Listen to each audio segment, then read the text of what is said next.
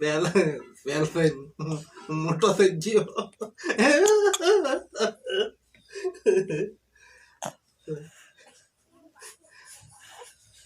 આવું તમન બકે આપણે એમ કરી કરીને દાડું મને સ્કંદુ બનાવલો. આવું ઈજી ભાજી પોગ માથે પોગ ચડાવીને મારતે ભડાકા ફોડી રીજી વાત ના મારા ટીમીરવાને લાકડ ફૂટી રહી તાડા તીડો બજ્યો.